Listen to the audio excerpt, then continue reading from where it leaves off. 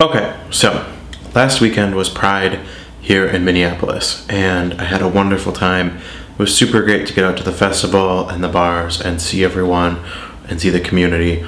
But I really wanted to address an issue that I saw when I was at the bars specifically. Something that I noticed was, first of all, there were a lot more people at Pride this year than normal, than in past years, and I think a lot of that did have to do with the shootings in Orlando.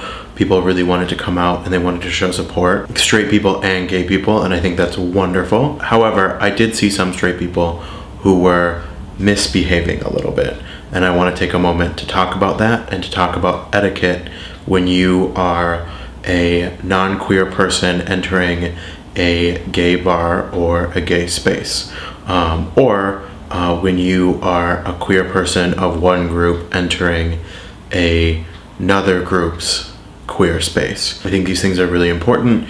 I don't think people really talk about them too much, but I'm going to talk about what I saw and what happened to me, and then talk about what I think is appropriate. So something that I realized and noticed, and something that a lot of my friends noticed as well, we all actually independently kind of brought this to each other the next morning at brunch. There were a lot of straight people at the bars this weekend who were there not to participate in the community and enrich the community, but who were there to watch the community and kind of see the spectacle that is gay pride. I think there were a lot of people, specifically straight people, that were there because like gays throw the best parties and they want to come to the biggest gay party because it's going to be the most fun, and they weren't there to support their queer friends and family and to build the community and really do better things for the community.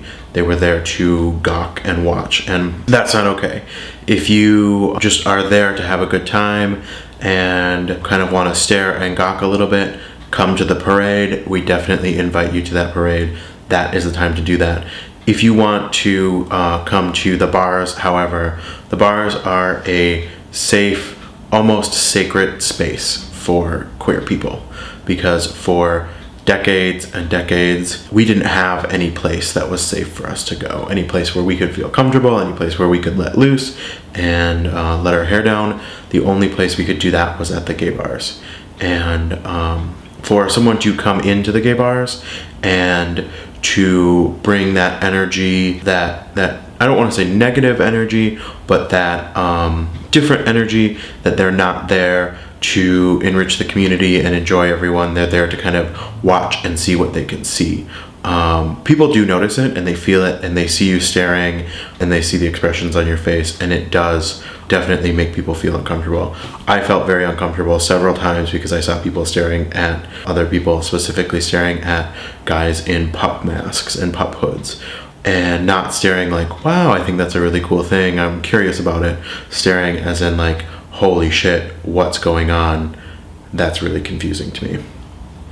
And so that is not okay. That's not cool. If you are going to come to a gay bar in this very safe space, it is okay if you want to ask questions and you want to talk to people and get to know people and understand where they're coming from. That's totally fine. I do think that that behavior fits a lot better during the festival or during the parade, just because people maybe want to hang out with their friends and don't want to answer all your questions.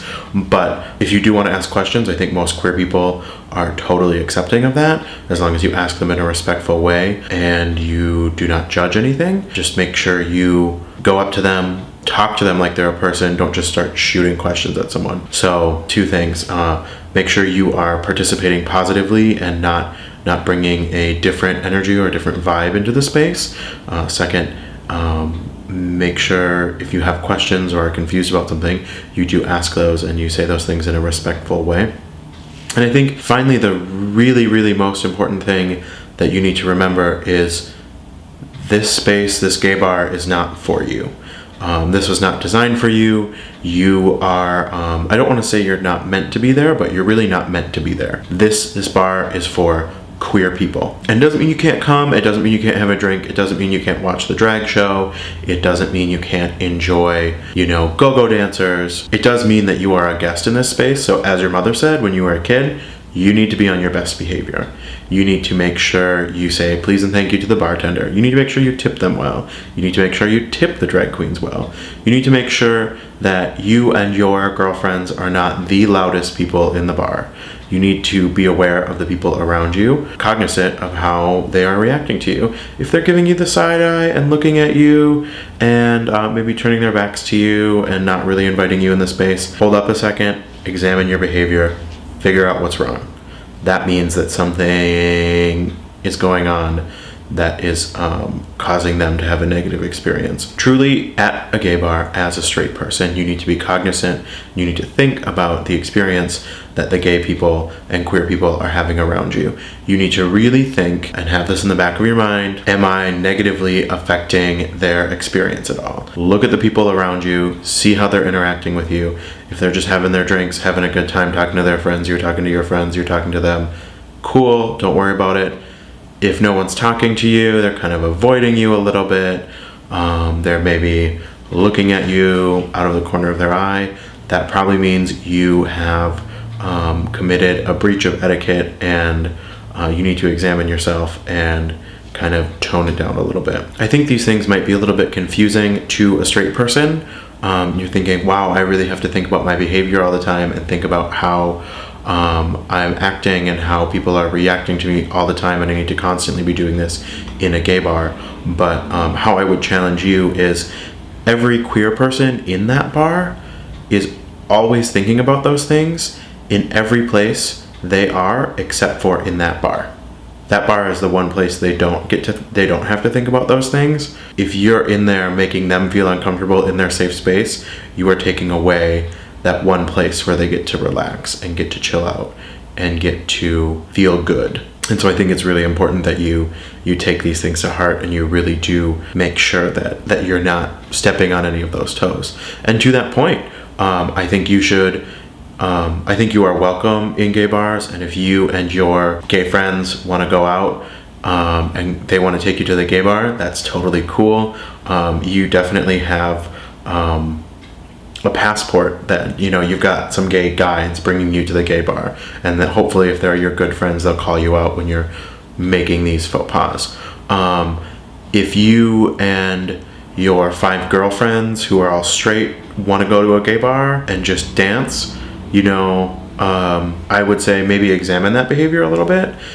I'm not saying you can't do it. If you do it right, it can be cool, but in my experience, a lot of that behavior, a lot of groups of straight people who come in without any gay people in their groups, without any gay friends, without any guides there to tell them to stop doing something or kind of show them the way, they really make a lot of errors, and they really do make people uncomfortable. If you're gonna bring your bachelorette party to a gay bar, just fucking don't. No queer person wants you and your group of straight girlfriends who are sucking on dick-shaped suckers in their bar. Go to a straight bar, go to a male strip club, go wine tasting. Don't come to my bar. Just kind of to tie it up, I think, I was very happy to see a lot of the outpouring of new people and new faces and people who weren't in the queer community at the gay bars and at the events for Pride. I just think it's important when you are at queer events and you are not a queer person to just check yourself and examine your privilege and look at kind of your actions and what you're doing and how your actions are affecting the people around you, because allies are guests in gay bars and queer bars, and it's important that you just kind of make sure you're not negatively affecting the safe space that you are in. And I know this can be very confusing for a lot of people, especially a lot of straight people who don't have to think about safe spaces and think about their actions. A lot of times they have the privilege of being accepted generally wherever they are, but these bars, and especially these queer spaces, and especially the bars, are really like second homes to a lot of us. It's really where we get to feel comfortable and we get to see all of our friends, and we get to be the people who we are in few other places. So really just try to be respectful. That's it. I just wanted to have a quick talk about gay bars, queer spaces, and allies and straight people interacting with those spaces, and etiquette for those interactions. So I hope you learned a little bit of something. I hope I didn't sound too naggy and negative. We definitely want more allies. I think that's a good thing, but part of being a true ally is watching out for what you're doing and making sure you're not making any negative impacts. So goodbye.